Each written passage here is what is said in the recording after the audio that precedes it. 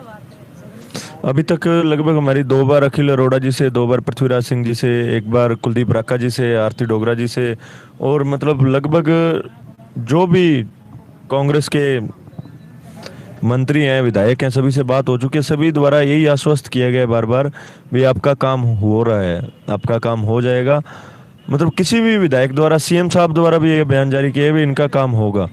उसी उम्मीद के साथ हम निरंतर पिछले 65 दिन से कोविड इन शहीद स्मारक के अंदर डटे हुए हैं। तो पहले जिस तरह से प्रशासन जो था आपको धरना खाली करने की भी बात कह रहा था, क्या अब ये ऐसी बात नहीं आ रही? नहीं, अब कोई ऐसी बात नहीं आ रही। प्रशासन के द्वारा भी बार बार निवेदन किया जा रहा है शांतिपूर्ण तरीके से बैठने के लिए, शांतिपूर्ण तरीके से प्रदर्शन के लिए। कहीं ना कहीं सरकार खुद चाहती है भी ये धरना यहाँ बना रहे, या फिर सरकार ये देखना चाहती है भी ये लोग यहाँ से कब तक डर के निकल जाएंगे। 65 दिन यहाँ पे निकाले हैं इतनी मुसीबतों के साथ, तो सरकार को लगभग समझ जाना चाहिए भी जो भी यहाँ पे बैठे हैं वो अपनी नौकरी के लिए बैठे हैं, अपनी रोजी रोटी के लिए बैठे हैं, अपने परिवार के अच्छे भविष्य के लिए बैठे हैं। वो यहाँ से जाएंगे तो नौकरी लेके जाएंगे, नहीं तो नहीं जाएंगे, चाहे कितना भी टाइम लगे। आपके धरने का जो माहौल है, क्योंकि दिल्ली में काफ़ी गर्मी रहती है, इस टाइम आपने थोड़ा सा देखा कि थोड़ा ठंड है, लेकिन दिन में बैठना भी बड़ा मुश्किल है और काफ़ी महिलाएं साथ ही जो आती हैं, क्या किस तरह से मैनेज करते हैं? मैंने स्वास्थ्य के प्रति किसी को भी कोई दिक्कत नहीं होने दी जाती। यहाँ पे दोपहर के अंदर ठंडा पानी का भी प्रबंध होता है, जो भी सभी कोविड स्वास्थ्य सहायक मिलकर करते हैं। खाने का एक टाइम का प्रबंध होता है। मतलब एक परिवार की तरह रह रहे हैं। किसी को भी 65 दिन में हमारी इतनी बहनें हमारे साथ रुकी हुई हैं यहाँ पे, एक भी शिकायत नहीं आई है, एक भी बहन को किसी प्रकार की कोई दिक्कत नहीं हुई। रात्रि के अंदर भी लड़कियां यहीं रुकती हैं। तो ऐसा नहीं है, एक परिवार की तरह माहौल है। सभी साथी हमारे यहाँ पे पूरी रात पहरेदारी करते हैं। पुलिस वालों से ज़्यादा हमारे खुद के साथी जो इस शहीद स्मारक के चारों ओर बैठकर अपने साथियों का ध्यान रखते हैं।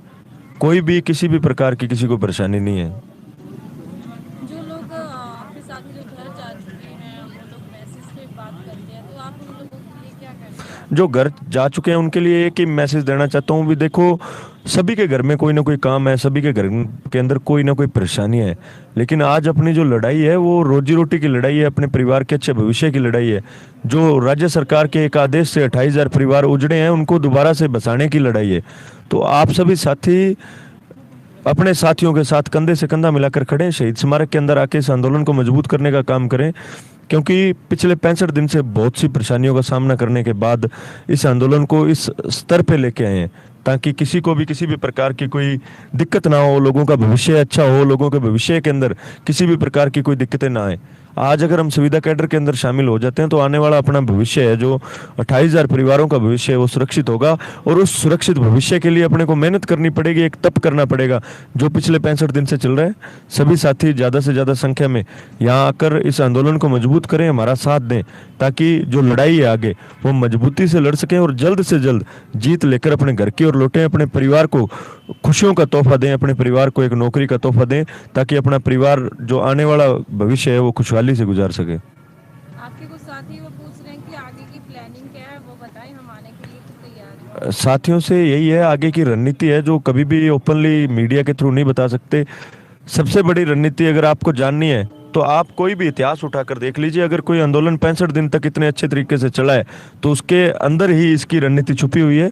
बाकी रोज कोई ना कोई एक्टिविटी हो रही है। पिछले दिनों मंत्रियों के घेराव किए गए, पीसीसी का घेराव किया गया, जिले वाइज हमारे प्रदर्शन चल रहे हैं। मतलब अगर कोई रणनीति नहीं होती तो ये आंदोलन 5 दिन नहीं चलता। रणनीति के तहत ही ये आंदोलन 65 दिन तक चला है। किसी भी आंदोलन को 65 दिन तक चलाना बिना रणनीति के पॉसिबल है ही नहीं।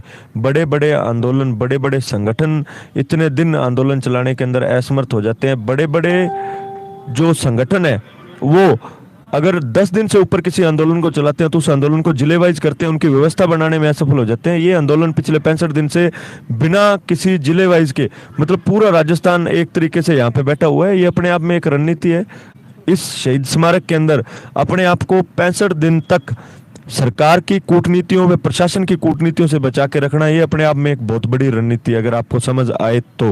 और जो भी कार्य हुए हैं एक रणनीति के तहत हुए हैं। आज तक अपनी एक भी योजना विफल नहीं हुई, चाहे वो पीसीसी कार्यालय के अंदर घुसने की योजना हो, चाहे मंत्रियों का घेराव करने की योजना हो। कल भी गंगानगर के अंदर सचिन पायलट जी जा रहे हैं, उनका घेराव किया जाएगा। मतलब रणनीति ऐसी होती है जो अपने किसी को ओपनली नहीं बता सकते। उसी रणनीति के तहत काम हो रहा है। हमारी रणनीति फिलहाल इस शहीद स्मारक के अंदर इस आंदोलन को मजबूत करने की होनी चाहिए, क्योंकि धरने का मतलब होता है एक जगह अपना प्रदर्शन करना, एक जगह बैठकर अपना प्रदर्शन करना। कोई भी आंदोलन है जो लोगों के मन में गलत फहमियां हैं भी, आप सड़क रोक लोगे, आप विधानसभा घेराव कर लोगे, आप सीएम हाउस घेराव कर लोगे, ये एक कर्मचारी वर्ग का आंदोलन है। हम एक कर्मचारी वर्ग का हिस्सा बनना जा रहे हैं, हम सरकार का हिस्सा बनने जा रहे हैं। तो सरकार का हिस्सा बनने के लिए, कर्मचारी वर्ग का हिस्सा बनने के लिए आंदोलन की जो रूपरेखा होती है वो दूसरे आंदोलनों से, चाहे वो किसान आंदोलन हो, चाहे वो गुज्जर आंदोलन हो, कोई भी आंदोलन हो, उनसे रूपरेखा अलग होती है। क्योंकि कर्मचारी किसका राज हो, जिसका अपने को सरकार से लेना है, तो सरकार से लेने के लिए सरकार के साथ बने रहना पड़ेगा। हम यहाँ पे नौकरी लेने आए या मुकदमे लेने नहीं आए। अपना परिवार उजड़ चुका है 28,000 की नौकरी जाने से। हम अपने परिवार को और नहीं उजाड़ना चाहते। हम नहीं चाहते हमारी वजह से, हमारी किसी रणनीति की वजह से हमारे किसी भी साथी की जिंदगी खराब हो। आपने देखा होगा इससे पहले भी आंदोलन चले हैं, चाहे वो पंचायत सहायकों का आंदोलन हो, चाहे वो पैरा टीचरों का आंदोलन हो। पैरा टीचरों का आंदोलन 192 दिन चला था, उनको जीत 193 दिन मिली थी, वो इसी शहीद स्मारक के अंदर बैठे थे। जो कर्मचारी आंदोलन होता है उसकी रूपरेखा अलग होती है, उसकी नीतियां अलग होती हैं, उसकी रणनीति अलग होती है।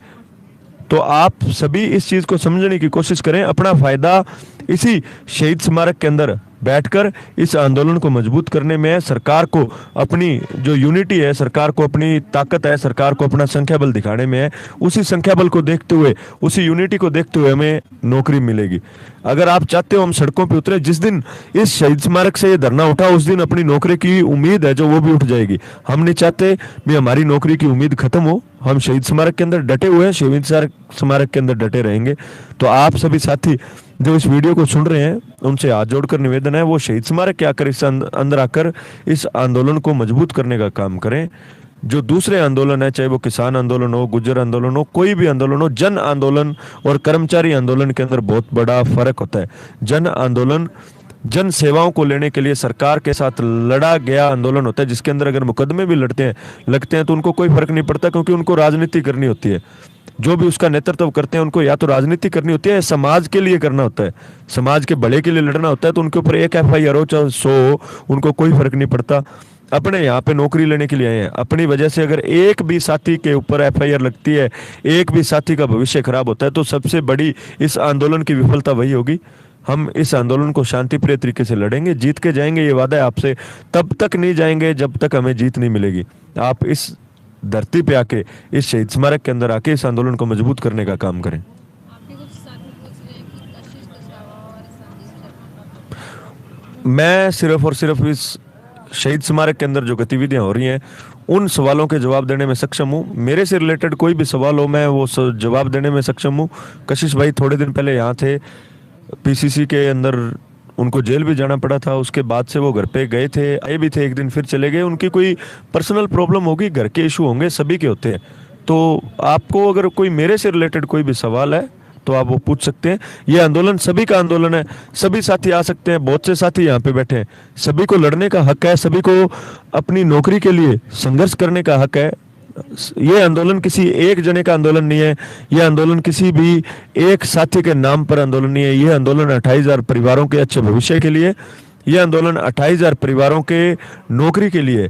जो 28,000 साथी यहाँ पे आना चाहते हैं वो आके अपना संघर्ष करें, लड़ाई लड़े, किसी को मना नहीं है, चाहे वो कोई भी साथी हो, किसी के साथ कोई मनमुटाव नहीं है। लेकिन अगर इस आंदोलन को जीतना है तो यहाँ पे बना रहना पड़ेगा। घर पे बैठ के इस आंदोलन को अपने नहीं जीत सकते। तो आप सभी साथी या जो भी कार्यकारिणी के सदस्य हैं, कशिश कछावा जी हो, चाहे संदीप जी शर्मा हो, कोई भी है, सभी आए और इस लड़ाई के साथ, इस आंदोलन में कंधे से कंधा मिलाकर इस लड़ाई को लड़ने का काम करें। एक मैं पूछना चाहूँगी कि जिस तरह से आपका एक साथी आप में से चला गया, तो उसके लिए किसी भी आपके चाहे समर्थन के लिए लोग आए थे, नेता थे, मंत्री थे, विधायक थे, किसी ने ट्वीट तक नहीं किया और उनके घर तक पहुँचना बड़ी बात। क्या इसके लिए कोई फेमस चेहरा होना जरूरी है? अगर कोई पंजाबी सिंगर नहीं पहुँचा सकता तो यहाँ मैं वही हमारा एक साथी हमारा साथ छोड़ के गया है, मतलब इस नौकरी की वजह से, इन सरकारों की कूटनीतियों की वजह से, इन प्रशासन की कूटनीतियों की वजह से उसकी जान गई है। तो जैसे एक मशहूर सिंगर थोड़े दिन पहले पंजाब के अंदर जिनकी गोली मारकर हत्या कर दी गई थी, वहाँ पे अमित शाह जैसे बड़े नेता जा रहे हैं, राजस्थान के नेता वहाँ पे जा रहे हैं, अशोक गहलोत जी उनके लिए ट्वीट कर रहे हैं, तो बहुत ही शर्म की बात है। आज एक ऐसा योद्धा हमारे बीच में से वीरगति को प्राप्त हुआ, शहीद हुआ, जिसने अपनी जान पर खेलकर 10 महीने प्रदेश की जनता की जान बचाने का काम किया था। ये प्रदेश के संवेदनहीन मुख्यमंत्री के लिए बहुत ही शर्म की बात है और उनसे जुड़े सभी नेताओं के लिए बहुत ही शर्म की बात है। बाकी हनुमान जी बेनीवाल और बहुत से नेता हैं, किरोड़ी लाल जी हों, चाहे बहुत से नेता हैं जो संवेदनशील नेता हैं, जिनके सीने में कहीं ना कहीं दिल धड़कता है, तो उन्होंने उसके लिए आवाज उठाने का काम किया, ट्वीट करने का काम किया। ये हमारी लड़ाई है, हम इसको लड़ते रहेंगे। खेमचंद के परिवार की, सीएचए परिवार की तरफ से जो भी मदद हम कर सकते हैं वो करेंगे। हमें इन नेताओं पे कोई भी विश्वास नहीं है, सब मरे हुए हैं, इन सभी का जमीर बना वो मरा हुआ है। सिर्फ और सिर्फ वोट लेने के लिए मुख्यमंत्री अशोक गहलोत जैसे लोग अपने नाम के आगे संवेदनशील शब्द का यूज करते हैं, लेकिन संवेदनशील शब्द की जो मर्यादा है वो पिछले 65 दिन से इस शहीद स्मारक के अंदर तार तार हो रही है।